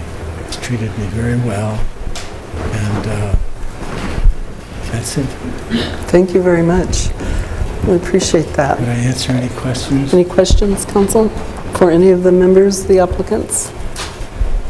I guess one reason I've been in education all my life, and I've been scheduled, so don't hold that against me. You have a great resume. Thank you. All right. Thank you. So our issue here is that we have some really awesome applicants, top notch. And we only have 3 positions available. But what I want to say is no matter who gets chosen, we need you. This city needs you really badly. We have other boards and commissions that you would be so good on. So please don't leave us if you don't get chosen. Don't feel rejected. We'll keep your applications on file, and there are other opportunities to serve in many ways. Volunteerism is the heart of this city, and we need you. So don't give up if you don't get chosen tonight, because this is going to be very difficult. Any comments from council members on the issues? And I would ask, is there any members of the public also who would like to comment? Mr. Pratt? Yeah, I'm gonna take the coward's way out and make an easy motion, if that's okay. Absolutely. I move to approve resolution number 2705, appointing Tyler Harding a member of the Library Advisory Board for a 3-year term. Okay. Mr. Pratt made the motion, Mr. Elinsky seconded it. All in favor? Aye. Aye. Any opposed? Motion carries. Okay, Vice Mayor? I'd like to make a motion approving resolution number 2706, appointing Judy Paulus to the library board. Okay. Second. So the Vice Mayor made the motion, Mr. Pratt seconded it. All in favor? Aye. Aye. Any opposed? Motion carries. I'll make another one. Mr. Howdigang? Yeah, I'd like to make a motion on 2707, inserting the name of Mr. O'Neill. I'll second. Okay, so Mr. Howdigang made the motion, Mr. Garrison seconded it. All in favor? Aye. Aye. Any opposed? Motion carries. And please stay on the list so that we can use you in some other capacity, or there may be more library positions coming up. And thank you so much for taking the time out to apply. If you don't mind that I just mentioned real quick that before they read the resolutions, that there's an opening on the Historic Preservation Commission here in Cottonwood, which may be right up some of your alleys if you care to apply. Okay. Thank you. You're welcome. City Clerk, will you please read resolution numbers 2705, 2706, and 2707 by title only? Resolution number 2705, a resolution of the Mayor and City Council of the City of Cottonwood, Arizona, appointing Tyler Harding a member of the Library Board of the City of Cottonwood and establishing his term of office. Resolution number 2706, a resolution of the Mayor and City Council of the City of Cottonwood, Arizona, appointing Judy Paulus a member of the Library Board of the City of Cottonwood and establishing her term of office. And resolution number 2707, a resolution of the Mayor and City Council of the City of Cottonwood, Arizona, appointing John O'Neill a member of the Library Board of the City of Cottonwood and establishing his term of office. Madam Mayor. Thank you. And just to remind everyone, these meetings are public, and you may go as a member of the public and share your thoughts and comments the same as with the board members, and still can affect change or making things better. So, thank you very much. Moving on to the next item is request from the Natural Resource Conservation District, NRCD, for funding for water conservation education for kindergarten through 8th grade students. And I believe Mr. Whitmer is going to explain this item. Madam Mayor, members of the council, I'd like to thank you for the opportunity to come before you tonight to introduce you to a program that we're proposing for your consideration having to do with conservation education. As many of you may recall, several months back I had put together a presentation for you having to do with a proposed comprehensive water conservation program for your consideration. Since that time, at your direction, I've been out making presentations to numerous public outreach groups, trying to get feedback in regards to that, as well as working with the Natural Resource Conservation District on the development of an education curriculum that would encompass kindergarten through 8th grade. What makes this rather unique is that it does encompass all the grades from kindergarten through 8th grade, which is very unique. To my knowledge, no other city in the state of Arizona has gotten behind a program that encompasses all 9 grades. Most of them will piggyback on the Project WET program, which basically focuses in on 1, possibly 2 different grade levels. Rather than me tell you about the program, I've asked Linda Zanoli, who would be overseeing this from the Natural Resource Conservation District. I think she brought her entire board here tonight to kind of introduce to you and give you kind of a brief summary overview of how this program would be carried out. And then I'll come up right behind her and kind of give you an overview of what the cost would be to actually implement this program. Linda? Thank you. Madam Mayor and Vice Mayor and all the council members, thank you for giving me the opportunity to present this to you. I did bring a few guests tonight. First of all, representing the Cottonwood Oak Creek School District, I'd like to recognize Mr. David Snyder. He is the Director of Business Services. And I just want to let everyone know that I did speak with Superintendent Barbara Uran about this possible program, and she is 100% behind it, but out of town tonight. And I also did bring a lot of my board members with me since we're a nonprofit and they are volunteers, and we truly appreciate their service. With us tonight, we have our supervisor, Jody Allen is our chairperson. Wave or stand up, something, Jody. Welcome, Jody. We also have Chris Jensen, who is here. Hi, Chris. Thanks for being here. Go here, Chino. We had Chip Norton. Chip Norton, it was here and he left. He is another one of our supervisors. We have two supervisors absent this evening. They are Rhina Rock and Beth Torreson. And this is Jeannie Robertson. She is our clerk. As you know, I am the director. I have been the director of the Ed Center since 2009. In your packet on page 2 is an abbreviated resume of my work history, just to give some validation to who I am. Basically, I'm here to talk about the Cottonwood Kids Conserve program. This is a water conservation program for students in K-8 in the Cottonwood Oak Creek School District. The schools in the Cottonwood Oak Creek School District that this program would be servicing are DDB, Dr. Dwayne Bright, Cottonwood Elementary School, Cottonwood Middle School, Mountain View Prep, and Oak Creek School.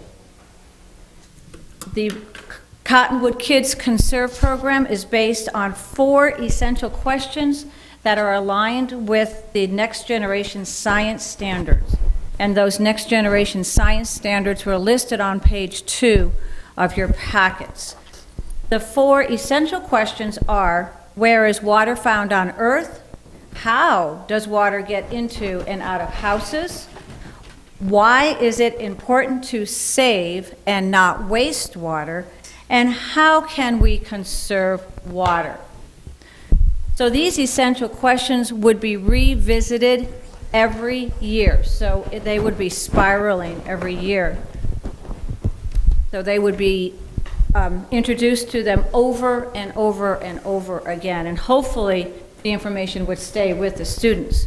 The goal of the Cottonwood Kids Conserve is to create an educated group of future water stewards on the importance of using water wisely.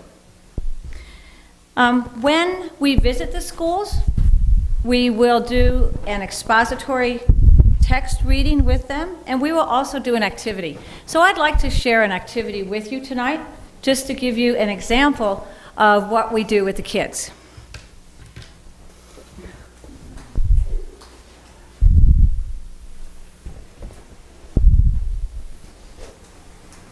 You can come up, Tom. You know I was going to do this. The first essential question is, where is water found on Earth? And I would ask the children, what is the name of our planet? What is the nickname of our planet? So council members, can any of you tell me the nickname of our planet? The nickname? Mm-hmm. Mother Earth, is that the nickname? Mother Earth. Also known as the water planet. Ah. Right? You can see a lot of water. I would just say Earth, but I knew that wasn't the answer you wanted. So how this activity is accomplished is very gently toss the globe to the person next to you. And please tell us how many fingers you have on water and how many fingers you have on land. 7 and 3. 7 on water? Yes. Now you need to toss it to another council member so that each of you gets to handle the globe once. I can't count that high. I don't know. I need a call on that one. Is that water or is that? You can make your own decision on that. Okay. I'll go 5. That means Well, actually 6 and 4 on land. Does to that someone add else up to in 10? In the front of the room here, please. Good kid. Good kid. Boy, don't go to the ball game with her. That one's on Okay, land. that's Your on pinky. land, so there's 4 on water, 5, 2 on land, and actually 3 on land and 7, 3 to 7. Get your hands up, guys. Everybody Not has to cheating. play or it doesn't turn out right. We have, I've got 4 fingers over here on land, 1 on water there.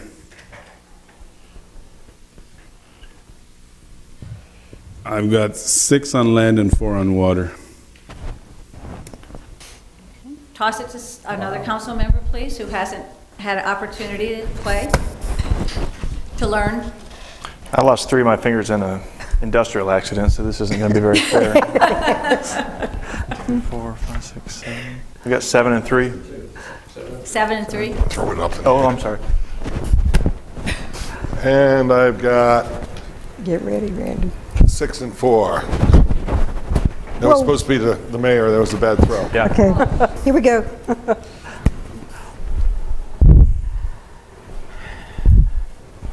4 and 6. 4 on land, 6 on water. It's pretty. Okay, 1, 2, 3, 4, 5, 6. 6 on water and 4 on land. Okay, and I think if you will also, we need 10 people. Matthew? So we're going to ask our deputy clerk and the city attorney to also learn with us. Wild woman.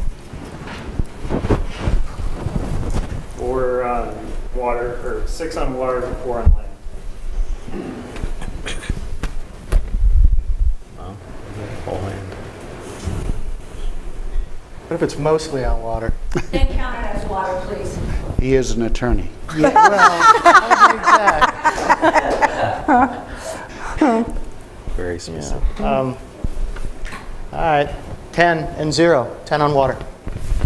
All righty, so we have had 10 people participate, and each of you have 10 fingers. So it's very easy math now to turn this into a percentage. And we have, just with toss of this short activity, we have 65% water. So the earth really could be called planet water, but can we use all of this water that's on our earth? Can we use it all in our homes? No, because only 1% is potable or drinkable. That's right. So very little, there's a very small percentage of the water on earth that is actually usable. 3% is fresh water and 1% is usable. Is that how it works? I don't have those figures cemented into my head yet. I know it's a very, very small percentage. So this is just a set, just to show you what an activity would be like. And I also would like to show you the expository set, the expository readings. Reading is a high priority, obviously, in school. So each time we visit a classroom, we would share with them.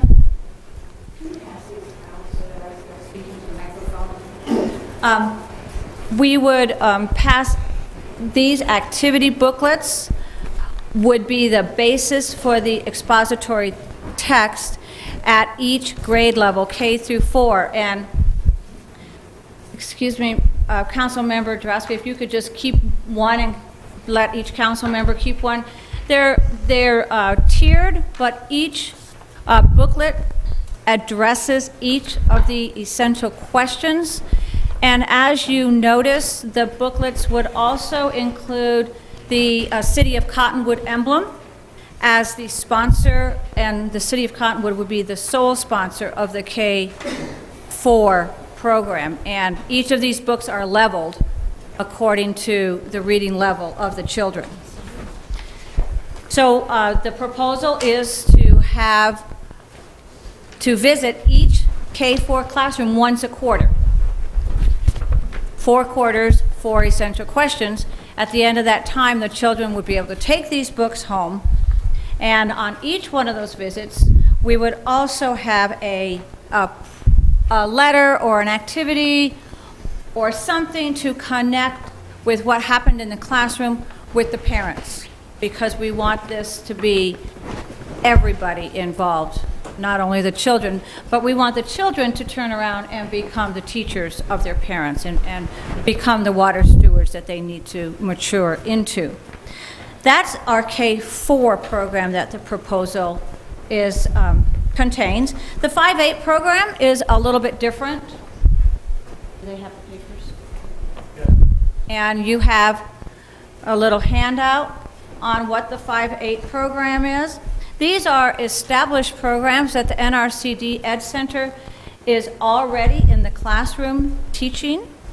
These programs, the City of Cottonwood would be in partnership.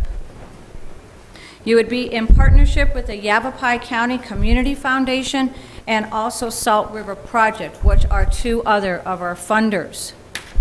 The 5th grade program is called Connections. And of course, these programs are also aligned with the Next Generation Science Standards. This program talks about physical science, nature, space, and water, because that's their standard. And during this program, it's a 3-day program. 2 days of it are in the classroom. 1 day of it, they get to go to Red Rock Ranger Station and participate in 4 different activities there. The 6th grade program is on groundwater. Again, this is a 3-day program. We bring in our groundwater model. The students also create watershed models, and the 3rd day they actually create a classroom groundwater model of what it looks like. And it kind of ends up on a poster board. The 7th grade program is called the Top 10 Wanted Dead or Alive Species. And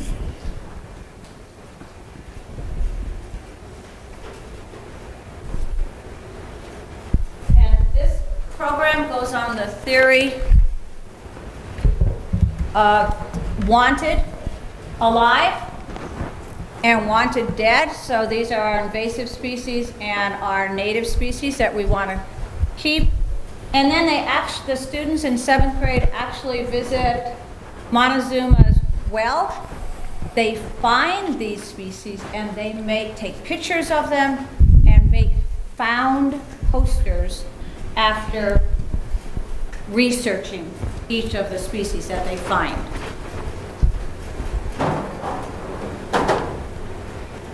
Our 8th grade program is with the properties of water. And these are not the physical properties of water as the 5th grade program is. These are the chemical properties of water, because that's the 8th grade standard. So when we talk about the 8th grade properties of water, we're talking about the quality and the health of the water and how it affects the water users, including human, agriculture, animal, and industry.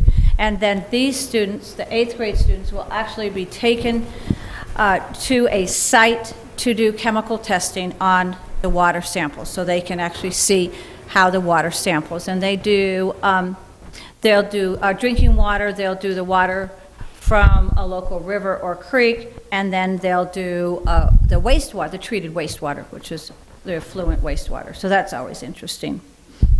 And the last program that I am asked, or the NRCD is asking the council to approve, is a 2nd grade nature outdoors program. And I need to actually start by saying thank you, because last year you supported this program. And it is a wonderful program. The reason that this program is so special to us is for a couple reasons. First of all, it gets the 2nd graders out to Dead Horse Ranch State Park. And you would be amazed at how many 2nd graders have never been there. And they love it out there. Last year they got to see in one of the lagoons, the fish just had babies. And so they got to see the fish with the babies. They actually got to go on the walk with the ranger. They got to learn about groundwater. And the other reason that this program is so near and dear to my heart is because it involves so many different agencies. The City of Cottonwood sponsored it. We had the National Park Service there. We had the Prescott National Forest, the Dead Horse Ranch State Park, the Verde Natural Resource Conservation, and we had Friends of the Verde River Greenway. So we had I think, a handful of people that don't usually get together, and they got together for the sake of getting these second graders outside, and it was just a wonderful program. Once again, thank you for the opportunity to share this proposal with you, Cottonwood Kids Conserve, and to remind you that the goal is of Cottonwood Kids Conserve is to create an educated group of future water stewards about the importance of using water wisely. I'm ready to any questions about the academic program, not about the budget. Tom will talk about that. Okay, Mr. Pratt. I have two questions. One is about the program comment, actually. I think it's a great program, especially considering where we live and especially what we're talking about lately with all these different water groups. I would support it 100%. The second part of my question goes to Tom. I see the funding cost and I see it comes out of the Conservation Fund. Who manages the Conservation Fund? And do we have that amount in there? Conservation Fund is managed by Rudy, as far as I know. Oh, okay, you don't manage it, that's not your fund. No, I do not manage it, but yes, there's more than, there's a lot of money in there, yes, at this point in time. Okay. And I've really felt, I've been supporting this program, and I feel like, you know, we collect these funds and we're working on our conservation program we're working on that really hard, but we can pull these funds out, and I feel like we should do what we can to get some of this money back into the community. Because they, on their water bills, you know, and it's people outside of the city are supporting our conservation fund. And so a lot of the children in the schools, of course, don't live in the city limits, as most of our activities and participation is. But it's, you know, a good way to take some of those funds that our ratepayers have been paying every month, putting them back in the community and serving the children, teaching them conservation, and that's very important. Mr. Osher? Yes. It's interesting that I brought this along tonight. Could you? Quickly, yeah. Try to be quick. It's appropriate. 10-a-day meeting or party, whatever, and a beautiful film, 48 hours long, was shown by a man from Sierra Club and a student from Prescott. It's gorgeous. It was almost like a swan song. It showed the map of all the rivers in Arizona. The one remaining is Verde. Right. Now, I think this is a crop coming up. Youth is very important to Verde. But I thought there was nothing there except a few people holding shovels and picks. There's a much greater need, and that is to be involved the adults. That's a quicker turnaround, to get them involved with rainwater harvesting and gray water. Now this was presented by Brad Lancaster and Art Ludwig about in the year we came, about 2007. I myself, I'm disappointed that I'm not more aware and concerned about this. And I think this is vital now. If we could somehow have this showing, it sets the pathos. But we need to have some involvement, and I think this is a rightful request of the City Council. Some serious involvement where people can begin to understand how crucial and how the aquifer, the balance of one point was made. One man was able to maintain 35 gallons a day, and maybe less, but much more is used. Right. So, and the city's actually sponsored Mr. Lancaster to come up here twice and give presentations, and we were also the first city in the state of Arizona to require gray water plumbing in all new construction. Is it happening? It's supposed to be in progress? Well, yes, people have to either plumb for a hot water heater underneath their sinks, and they've got to plumb so that they can put in gray water. We haven't forced them to put in gray water, and we're looking at the issues. Sometimes, you know, you need enough water to get to your sewer to manage your solids and stuff like that. So there's a lot of different challenges, but I like those ideas, and I agree with you. That's something that we could do. And currently, because, well, I was thinking the flush toilet seems very inefficient. However, return is about 80% utilization of the water. Right, right. So great ideas. Thank you for sharing. I would like to encourage the use of the Thank you. funds for that. Great ideas. Okay, Mr. Pratt? One other strong point here. Like I said, I think it's a great program. If we have the money, I think it's a no-brainer. And we talked about reaching out to people. I'm counting 1,650 kids involved in this program, and that's pretty comprehensive. But if you...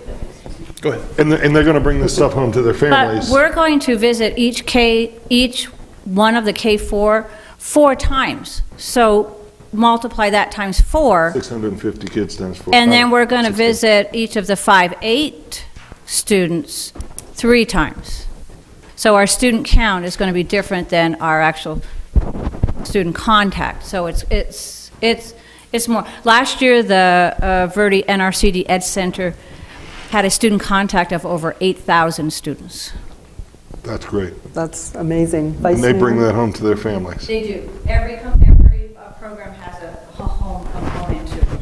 I've been involved with the Project Wet Splash from the beginning, and with former council member Norman. And anybody that wants to see these 4th graders in action needs to go down to the park that day that we have it in October. And it's phenomenal to see all those 4th graders and the knowledge of the water. And whatever you're doing with the first and kindergartners, I was informed by one of my great-grandchildren a couple years ago when he was in kindergarten that he could visualize, he could see fish flopping on the ground because I left the water on too long while I brushed my teeth. That I was killing fish. So you're getting through to the little people, but the Project Wet is just fantastic. It's a lot of fun. They need presenters every year, so any of the council members are welcome to join in. But I'm in favor of it too. I think it's whatever you're getting through to the children. They're like sponges at those, literally sponges. And I think that's what makes this very unique. It's something that hasn't been done by any other city or town, to my knowledge, in the state of Arizona, and that is getting behind an actual K through 8. If we're really interested in developing a culture of conservation here in the Valley, it begins with educating our youth, because that's where it starts from. We are working on the other conservation side of the equation as well, and I'll be bringing that back to you as well as far as a continuance of the comprehensive conservation program. But this is the start, and this is where it begins. And like I said, this will be the first of its kind in the state of Arizona where a city has gotten behind K through 8. Typically, it's usually 2 grades, and that's it. No, it's very exciting. We also have our water literacy for kindergarten program that our staff has helped with too. Right. And then the fourth graders, and then the 2nd graders last year, a very small donation. Right. Now, what we propose for you tonight, and you can go either way, is we can commit to 1 year and then reevaluate at the end of the year. And the price of the estimated cost of that is $16,783.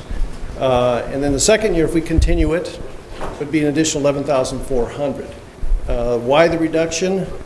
In order to the materials that we had to purchase, it's 2 years worth of materials that we had to purchase. So the materials, we wouldn't have to be purchasing materials for the 2nd year. That's why it drops from $16,700 to $11,400. And you can commit to the 2 years now, or we can commit to 1, evaluate it, and then bring it back to you for next year for a continuation in the 2nd year and then beyond from there. Mr. Pratt? Yeah, our attorney might be able to help me on this. The requested action on the official agenda is to approve funding of 1 year of the water conservation education. Would we have to abide by that 1 year because that's listed as the action on the agenda? No, that's the suggested action. You can make any proposal and take any action you choose. That's the requested action. Right. Okay. I would say it's the it's a staff suggestion, Yeah. but it's up to the council what they want to do. I was just wondering if it was legal because it wasn't requested officially. No. Here it was requested. As long as we're talking about the same subject, you can make any motion and take any action on that topic. Okay. Good question, though. Mr. Garrison? This is, the conservation fund is funded by a specific line item on every water bill, and it's, I believe, a quarter every month that's collected, and so, yeah, they've got volumes of money, and this is, in my mind, just an excellent use of that funding. Getting it to the kids is really important, and adding the component where they take it back to the home, I think that's really great. So it's a great program. I definitely support putting the money back into the kids. So, any comments from the public? Mr. Elinsky, you had your... Just going to make a motion. Would you please? Yeah, I move that we approve, the funding for the water conservation education for K through 8th grade for this year as well as the following year. Second. Okay, you guys were simultaneous. So Mr. Elinsky made the motion.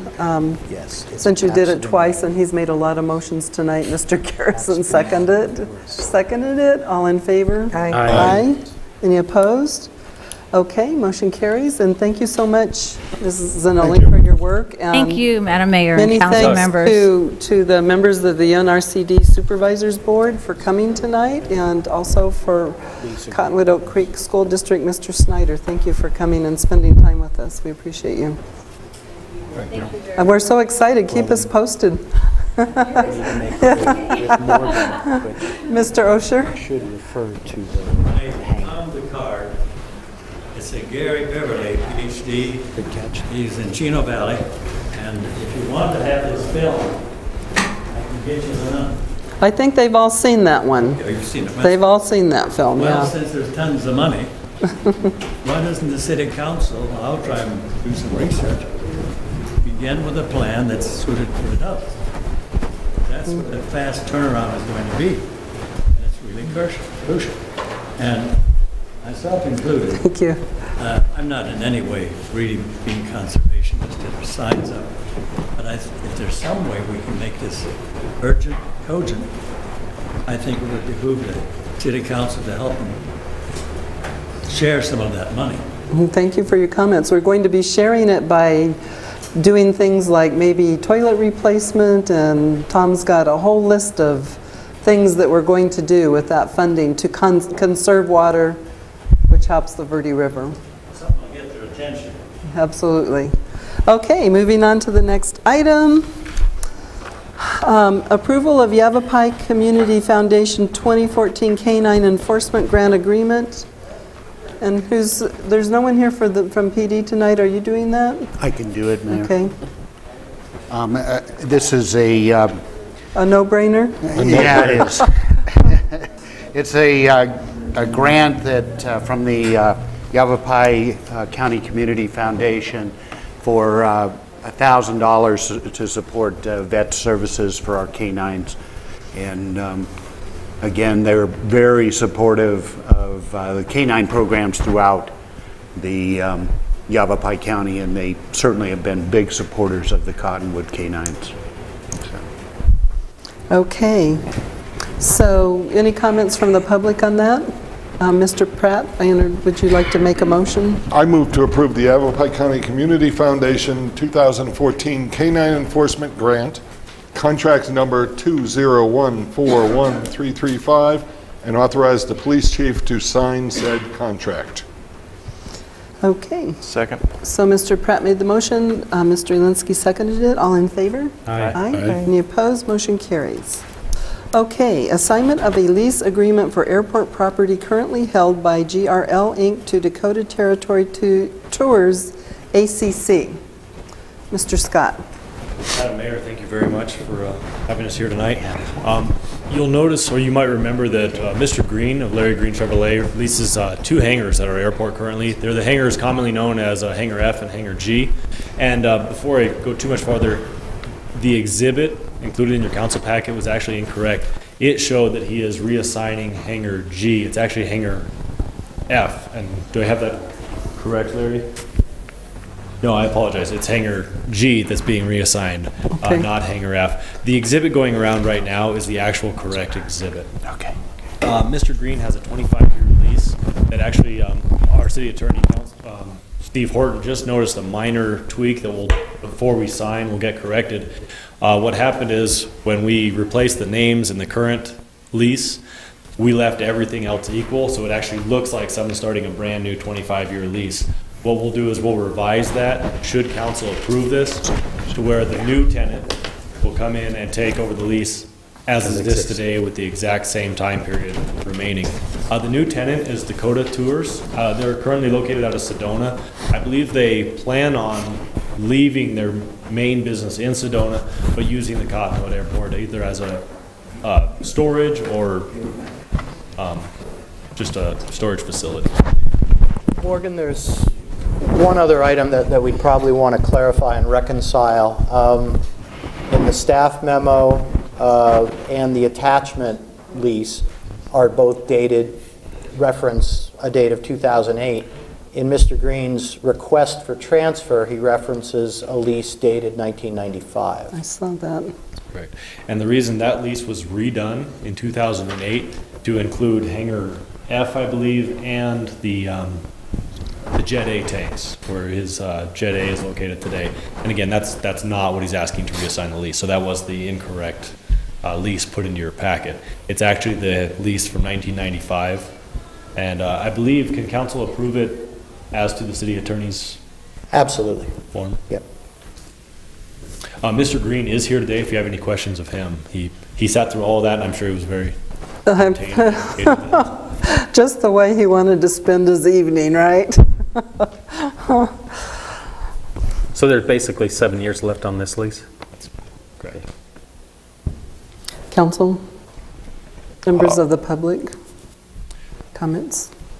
Mr. Green, do you have any more information about what Mr. Bruner intends to do with the hangar? Mr. Bruner is there. I apologize, I didn't hear that. Take me my story. Larry Bruner, Dakota Territory Tours. I'm the president of the corporation, and Mr. Green and I have discussed this matter, and we're basically buying the hangar for storage from him. We've got a fleet of aircraft. We've got 5 fixed wings, 2 biplanes, 2 helicopters, and this is an ideal situation for us to be able to store our aircraft and at a nice airport. We've just a little bit outgrown our facilities where we're at. And this is a good business move for us, so that's the whole thing in a nutshell. I'd like to be a good neighbor for you, certainly work with you, and I'll get around and meet everybody as we go on. I'm sorry I haven't met the airport manager here yet, but I will. And that's basically it. Any other questions, I'm open for them. I've got a question. Do you have any plans to make that an actual get-on-board site? Or are you going to just ferry the planes over to Sedona, pick up your passengers, and do your tour? Yes, that's you got it exactly right. Our reservation office is at the Sedona Airport. Right now, that's what we're going to continue to do. I don't know what I can say about the future. Maybe we will. We're a certified Part 135 operator, and we have 2 larger fixed wings, and we've got several things that we can do with them. We almost went into the commuter type of service to Phoenix Sky Harbor, Scottsdale, and we toyed with that idea for a little bit. I don't know, we may do it someday. And but yeah, we're probably right now we're just going to ferry over and go from there. So, Vice Mayor? We do have beautiful weather here all year round in Cottonwood to fly in and out of our airport. Excellent, excellent. I've flown in and out of a bunch, and I've always enjoyed it because it's just a lot easier airport to come over to than Sedona, and it's easier getting in and out. There you go. And we'll entertain something down the road with you if we can. And you know, we're getting a lot of tourism here for Old Town, and we're looking for businesses like yours, and so I appreciate that. You'd be welcome to our community. Thank you, Madam Mayor. I appreciate that. We employ about 24 people, and this is what you're going to find very interesting. And this was part of my decision to do this with Mr. Green. Is out of the 24, 22 of them live in the Cottonwood vicinity. I mean, within the farthest one might be out to Very Village. There's only 2 of us live in Sedona, so it was kind of a no-brainer on our behalf too, to do So if you think about that, I mean, he employs 24 people from our area, and he brings jobs to our community. That's... And unfortunately, it's aviation. A lot of them are high-paying jobs. Some of the pilots and stuff, they draw a good salary and they spend their money. And we have a wonderful rec center and a hospital here too. You sure do. Real familiar with your hospital and their helicopter operation over here. We know those guys real well. So. All right. Well, thank you very much for your comments. Thank you. We appreciate that. Any other comments from the council? If not, I would entertain a motion. I'll make a motion. Mr. Elinsky. To approve the assignment of the lease currently held by Larry Green Chevrolet to Dakota Territory Tour ACC with the city attorney's final checklist of corrections. Thank you. Second. Okay, so Mr. Elinsky made the motion and Vice Mayor seconded it. All in favor? Aye. Aye. Any opposed? Motion carries. Okay. Item number 5, approval of a job order contracting bid for installation of area lighting for the Old Town Jail parking lot. Mr. Mangiapane, you've been sitting here a long time tonight too. Thank you. I was worried that by the time I got here, I was a little wet coming in. Oh yeah, you dried out. Okay. Madam Mayor, Vice Mayor, members of the council, I'm here tonight for your approval to proceed with the JOC bids that we received for the installation of the area lighting in the Old Town Jail parking lot. We got prices from the 3 JOC contractors. You've got it in your packet, the information. Arizona Northern Equipment, I always have to think about it when I say that, was the lowest bidder of the 3, and they will be purchasing and installing the lights for the parking lot. It's pretty straightforward. I don't know if anyone has any particular questions about it. We just want to go ahead and get these things on order and get them installed as soon as possible. I liked kind of the antique look of them. Yeah, you'll notice the contrast between that and what we did on the parking lot behind Orion Bread. Again, that parking lot's not visible from the main part of Old Town, and the LED lights and the less expensive fixtures made sense back there. Obviously, with the park. I'm kidding. I live on Cactus. Thank you. I said the same thing. Okay, now that I walked right into that. Right, yeah. I couldn't resist that one. But it is much more visible into the Old Town. We wanted something that would reflect on. It's going to match with the big arch. And matches, it doesn't match, it relates to the fixtures we already have up and down Main Street. They are more expensive. We did go through actually a couple of bid cycles trying to get the price down on this, because the first pass around it came in a lot more expensive, so we cut the scope a little bit. That's why we're kind of running late with this, is that we did rebid it because of the cost involved. We wanted to get the cost down. Otherwise... That's good. Yeah. It's good to get the cost down. It's important. Mr. Pratt? These are called environmental lights, right? Does that mean environmental lighting for architecture? Well, that's just the name of the company. Okay. But they do specialize in LED lighting, which is what we're trying to go to. It is a lot less wattage. The comparison between them and the low pressure sodium, I mean, it's almost a 10-to-1 ratio on some of these light fixtures. And the quality of the light, I think, is better. It seems to have worked out well with the Orion parking lot. It'll be very similar to that. Right. So that's what we're shooting for. I just read an interesting article about lighting today, and I think it was Time Magazine or Standard, National Standard, about how it affects the insect, how it affects the environment. It has that if you don't install lights that don't have a blue light, that aren't of that blue spectrum, you are actually hurting the environment. Yeah, it's always a toss-up between the dark sky ordinances and the well, the type of light too matters. Right. The need to see, the need for safety, and there's all kinds of things to weigh. But yeah, it's always a trade-off. Yeah, ideally you'd have no light as far as everything's concerned, but we know that's just not practical. We have to have some light. The LED lighting is a more white light, so the color rendition from a security point of view is much better, so that yellow cars actually look yellow and red cars look red. And it's just, it makes sense from an energy point of view. So energy and environment and safety. Okay, anyone from the public like to comment on this? If not, I entertain a motion. Mr. Pratt, are you in the motion making? I move to approve the contract. You got it? Yep, JOC,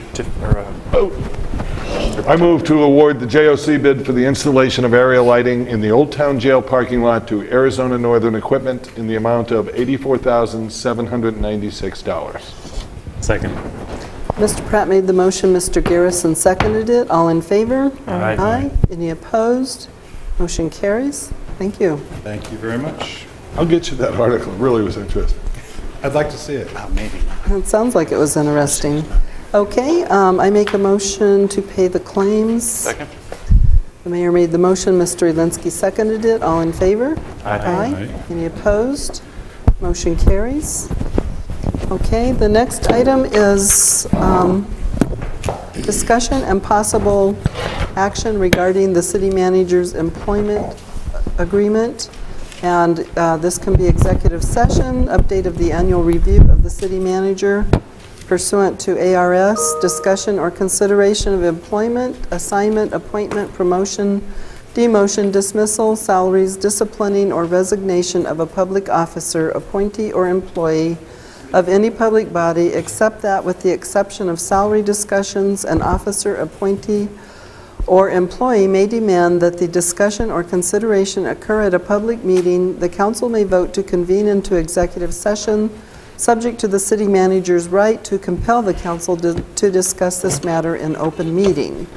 And I sent the letter to the usual letter to our employees that we send, advising them of their rights, and Mr. Bartosh agreed that he would not compel us to discuss the matter in open meeting and would agree to go into executive session if that is what the council wishes. Madam Mayor, I think we forgot the claims and adjustments. No, did we do those? We did? Just now. Just now? Okay, then I missed on that. I'm We sorry. did it kind of quickly, Okay, so. that was pretty quick. I made the motion and there wasn't much discussion, so. Okay, well, I missed that one. I'm Okay. sorry. Go ahead. I'll move into executive session. Okay, so Mr. Garrison made the motion, the vice mayor seconded it first, I guess, and all in favor? Aye. Any opposed? We'll resolve into executive session. Right quick.